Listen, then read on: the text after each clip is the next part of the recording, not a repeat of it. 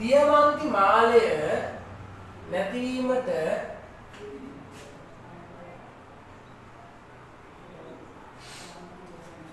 දියමන්ති මාලය නැතිවීමට පෙර සීන ලෝකයේ ජීවත් වූ මැටිල්ඩා පසුව සැබෑ ලෝකයේ කටයුතු කළ ආකාරය පැහැදිලි කරන්න. right. උදේට ਵਿਚාරය බලන්න පුතා පළවෙනි ප්‍රශ්නේ මොකක්ද අහන්නේ?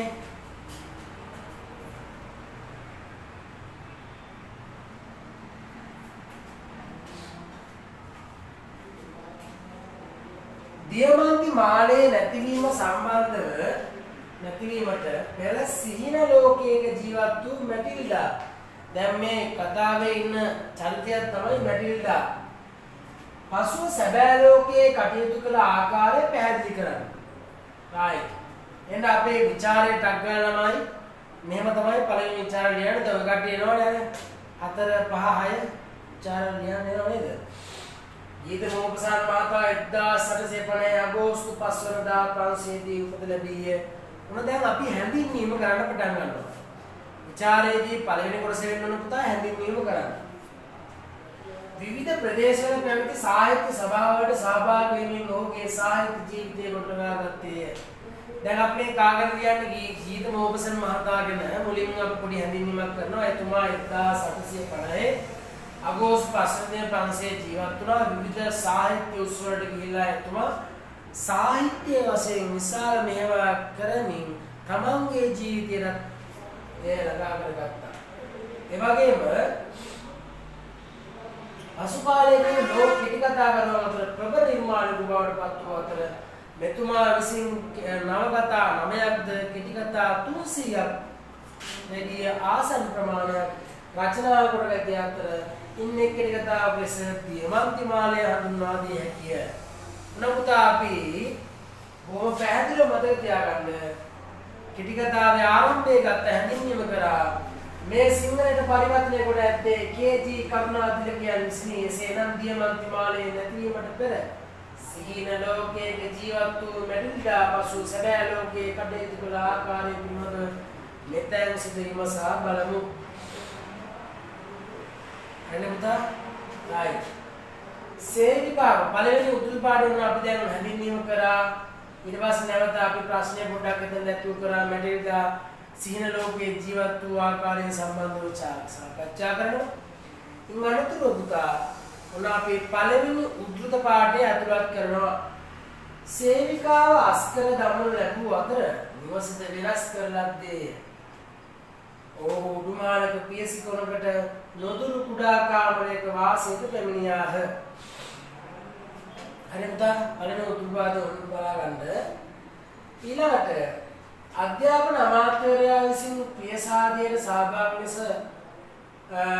ලොයිසල් මහතාට එම මැතිණිය ලබා දුන් ආරාධිත පත්‍රයෙන් පසුව ලොයිසල් මැතිණිය නැතිනම් මැටිල්ඩා ගැන සතුටුපත් වූයේ නැත. මක්නිසාදය ඇයට එම සාදයට ඇදගෙන යාමට තරම් ගැළපෙන ඇඳුමක් නොති වූ බව මැටිල්ඩා පවසයි.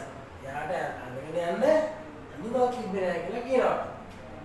පසුව ලොයිසල් මහතා ඉතුරු කරගෙන සිටි මුදල් ලබා දී ඇයට ගැළපෙන සාදයට ගැළපෙන ආකාරයට ඇඳුම් ගන්නට දැන් අපේ දරුවන්ට මේ මැටිරියල් කියන ප්‍රශ්න කියලා පුතා උදේට තව එක දවල්ට තව එක හවසට තව එක විද්‍යා ගන්න තව එක නේද සපත්තු සුදු පාට කළු පාට දම් පාට රතු පාට පාට වර්ග වලින් තියෙනවා. ඉතින් ඒවා කඩවල වල නිකන් හම්බෙන්නේ වනේ පුතා නේද?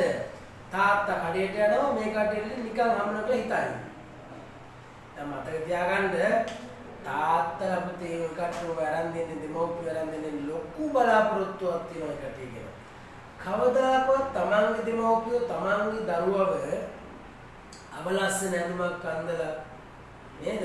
කැත සපද්දයක් අඳලා පැලඳලා නේද? ඇඳුමක් අඳලා එහෙම ගමනක් කියවන්නේ නැහැ. තමන්ගේ දරුවන්ට ආදරේ. හැබැයි ඒ කටිය දෙයක් බලාපොරොත්තු වෙනවා අපේ දරුවෝ නේද? උඩට ඉගෙන ගන්න. මේ ඇඳන් ඉන්න අම්ම වගේම එයාගේ ජීවිතේ ලස්සන කරගන්න. මේ අදහස අපේ අහිංසක අපේ අම්මා අප්පච්චි කියනවා පුතා. අපේ දෙමව්පියෝ බලාපොරොත්තු වෙන දෙයක්. එහෙනම් මෙයා කියනවා මැටිල්ඩා එයාට ඇඳගෙන යන්න තරම් ගැළපෙන ඇඳුමක් නොතියු බව මැටිල්ඩා පවසයි. පසුව ලොයිසන් මහතා ඉදිරි වෙන සිට මුදල් ලබා දී ඇයට ගැළපෙන සාධන ගැළපෙන ආකාරයට අඳුම් ගන්නට ඇයට පැවසූ අතර ඉන්පසු ඇගේ මේ සිහින ලෝකයේ වෙනස් වන හේතු වී දියමන්ති මායතගේ ඉහළේකින් ඉල්ලා ගන්නට වේ. ඉල්ලා ගන්න දියමන්ති මාලය. පසුව සාදී අවසාන ගෙදර පැමිණි මැටිල්ලාට ගන්නට වූ තම ගෙලෙහි කරන සිට දියමන්ති මාලය නොතිබූ බවය. ඔන්න මොකද උනේ? සාදේ ඉවර කරලා මැටිල්ඩා එනවා ගෙදරට. ඒදි දියමන්ති මාලය නොමැත. එතන්සිට ඇගේ හා මුසිල් මහතාගේ ජීවිතය වෙනස් වන්නට වේ. මාලය සොයාගන්නට නොහැකි වූ ෆොරස්ටියර් මැතිනියාට මාලයක් රැගෙන දෙන්න දෙවිය. ඉන්පසු මාලය ගැනීම සඳහා ඔවුන්ට ණය හා පොලිස් ලබාගත් මුදල් ගෙවීමට ඔවුන් තම නිවසේ වැඩ කර සේවිකාව දස් කර අතර තම නිවසද වෙනස් කරමින් උරුමහලේ කොනකට වන්නට කුඩා කාමරයක් කුලියට ගත්හ. නපුතා තත්ත්වය දෙන්න දරුණු වෙනවා. දියමන්ති මාලය නැතිනවා. අඩුම තරමේ ගෙදර වැඩ කරපු සේවිකාව පවා අයින් කරලා ගෙදර කොනක පොඩි කාමරයක ජීවිතය ගත කරන්න මේ කටයුතු සිදු වෙනවා. ඉන් අනතුරුව කුඩා කාමරය වගේ හැකි උපරිම මුදල් ඉතුරු කරන්නයි කටයුතු කළා. එසේනම් දියමන්ති මාලය නැතිවෙන පෙර සීන ලෝකේ ජීවත් වූ මැටිල්ඩා පසු සැබෑ ලෝකේ කටයුතු කළ ආකාරයෙන් බැලුවා. දැන් මේ කතාවෙන් කියවන්නේ පුතා මැටිල්ඩා දියමන්ති මාලය කරගෙන ගියා උත්සවයට. දියමන්ති මාලය නැති වුණා. ප්‍රශ්න ගොඩයි. දැන් දියමන්ති මාලය කරන් ලබා දෙන්න ඕන. ඉතින් හම්බෙන මුදල් ඉතුරු කරමින් බොහෝම අමාරු මුදල් උපයලා ඒක පියවන්න උත්සාහ කරනවා. මෙන්න මෙයා මේකෙන් කියවෙන්නේ පුතා සීන ලෝකයේ සැබෑ සීන ලෝකයේ කටයුතු කළ ආකාරය ඉහත කරුණු වලින් මනාව අදහස් කළ කර ආකාරය. ඒ වගේම පුතා ඊළඟ උද්දුත් පාඩ දෙනවා කිලිටි රෙදි පෙරදීද කමිසේ ආ වෙනත් අඳුම් පෙරදුම් සේබු ඒවා බලක වෙනුවාය. සෑම උදේකම කසල කුඩිය පහළ වීදියටගෙන ගොස් කරනුවාය. දැන් මේවා ඔක්කොම පුතා මේකට තනියම කරගන්න දේවල්.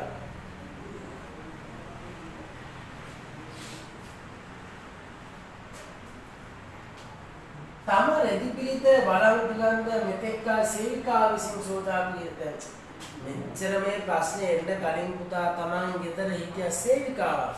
එයා තමයි සියලුම දේවල් කරමින් ගෙදර බැලමෙහෙම කරමින් ජීවත් වුණේ. එයා වයින් කරා. නමුත් දියමන්ති මාලය නැති වුණා සිට මොකද කරේ පුතා? මාලය වලින් තම ජීවිතේ කැපරලා එයා ටික ටික මොකද කරේ? මුදල් එකතු කරන්න පටන් ගත්තා. මේ තමයි මැටිල්ලාගේ ජීවිතය. සේවිකාව අස්කර දැමුව අතර මැටිල්ලා සිය දෙයකින් ගෙදර සියලු වැඩ කරන්නට ගියේ.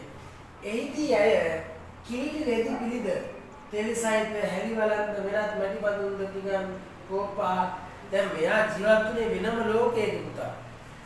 සේවිකාව අතර පායට සේවිකාව තියාගෙන ජීවත් වුණේ. නමුත් දියමන්ති මාලය නැතිවීම නිසා මෙයාට යම්කිසි ජීවිතයේ පිළිබඳව අවබෝධයක් ලැබෙන්න පටන් ගත්තා.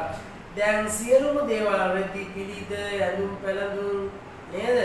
ඒ වගේම එළ ගෑනිච්ච දුළු වාදන සියල්ලම දැන් මේ කටිය මේ මැටිල්ඩාට සෝදන්න රෝස පැහැදිලියේ ගෙවි යනත් එක් සේදුවාය. මේ ලස්සනට තිබ්බ මැටිල්ඩාගේ මේ නියපොතු පුතා මොකද කරේ? රෝස පැහැදිලි. නියපොතු අව පෑ ගන්නට මොකද කරේ පුතා? වැඩ කරා කියලා සඳහන් කරනවා. සෑම උදේකම කසල කූඩේ පහළ වීදියට ගෙන ගොස් දැමූ මැටිල්ඩා වීදියේ සිට දියබඳුන් නිවසට උත්සාහගෙන අතර මගදී තරප්පු පෙරේ හිඳ ඇතිරියාය. දැන් මේ සියලුම ගෙදර වැඩ කරන්න සේවිකාවක් සිටියේ. නමුත් දැන් ඔක්කොම දේවල් කරන්න මේ කාටද පුතා? මැටිල්ඩාට. එයා මොකද කරේ? උදෑසනවත් කුණු කූඩේ දාන්න යනවා වීදියට. පසුව එයා ජලය රැගෙන එනවා. ජලය රැගෙන තියාගේ තෙහෙට්ටුව මහන්සිය කාන්සිය ඉඩාව සංසිඳුවා ගන්නට පුතා මොකද කරන්නේ? එයා වාඩිලා පොඩ්ඩක් ඉන්නවා කියලා කියනවා. දිලිඳු දුප්පත් ගැහැණිකමෙන් ඇඳුම් මැද අතේ එල්ලාගත් මල්ලක් ඇතිව පළතුරු කූඩු බඩු ආදී විකුණන වෙළෙන්දන් වෙත ගොස් සෑම තඹයක් නිතුරු ගැනීමට ඔවුන් සමග කේවල් කළාය. දැන් මෙයා පොළට ගිහිල්ලා බඩු ගන්නවා මේ ඔක්කොම කරනවා. දැන් සැබෑ ජීවිතයක් ගත කරන්න මැටින්ඩාට සිදු වූ ආකාරය මේ උදාහරණ වලින් හොඳටම පැහැදිලි වෙනවා. නින්දා අපාස නින්දා එසේ නම් මෙම නිදුසුන් මෙයා නින්දා අපාස බව විතර තියෙන නේද? දියමන්ති මාලේ නැතිවට පෙර සීන ලෝකයක දියමන්ති මාලේ නැතිවීමට පෙර සුතා සීන ලෝකයේ ජීවත් වූ මැටිල්ඩාට දියමන්ති මාලේ නැති වූ පසු අත්තු වෙනව පිළිබඳව සාකච්ඡා කරනවා. ඈ දිරිඳු ගෙවල වසන අනෙක් ස්ත්‍රීහුමෙන් හැඩදැයි ශක්තිමත් ගොරෝසු තරදරු ස්ත්‍රීන් බවට පත්ව සිටියාය. උන තුන්වෙනි උද්දුත පාඩ ලියාගෙන පුතා. ඒ කියන්නේ මැටිල්ඩා සිහින ලෝකයේ ජීවත් වූ ආකාරය පිළිබඳව සාකච්ඡා කරන්නේ. මෙසේ දියමන්ති මාලේ වෙනුවෙන් ගෙවීමට තිබූ මුදල් ගෙවා ඉවර කරන විට අවුරුදු 10ක් ගත වී තිබුණි. අවුරුදු කියන්නේ 10ක් ගත වී.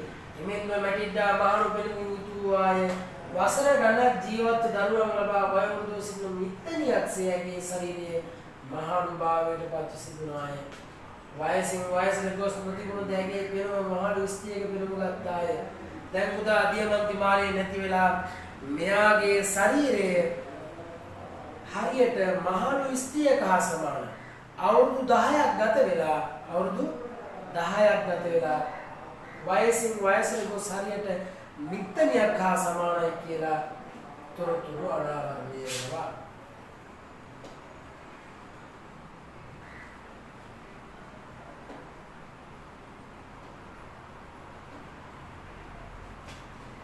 දිරිඳු ගෙවල් වල වසන අනෙක් ස්ත්‍රීමෙන් හැදිදැයි ශක්තිමත් ගොරෝසු දරදඬු ස්ත්‍රියක් බවට පත් වී සිටි අතර අවුල්ලුගේ කිලිටි කෙසින්ද විසිරී ගිය අවිනීත ඇඳුම් වලින්ද රතුව රළු දෑත් වලින් යුතුව මේ බලන්න පුතා මේ අලංකාර භාවිතය ලස්සන වචන මාලාවක් තියෙනවා. මොනවද කියන්නේ පුතා? හැදිදැයි ශක්තිමත් ගොරෝසු දරදඬු ස්ත්‍රියක් බවට පත් වී සිටි අතර අවුල්ලුගේ කිලිටි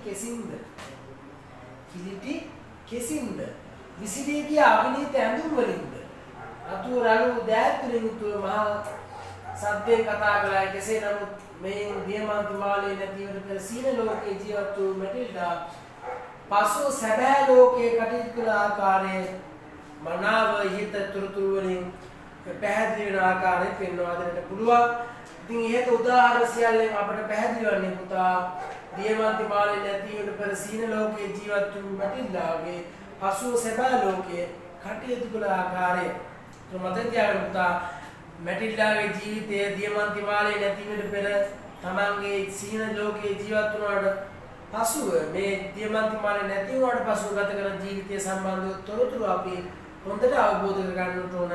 මේ උද්දුත පාඩ ටික හොඳට පාඩම් කරගන්න.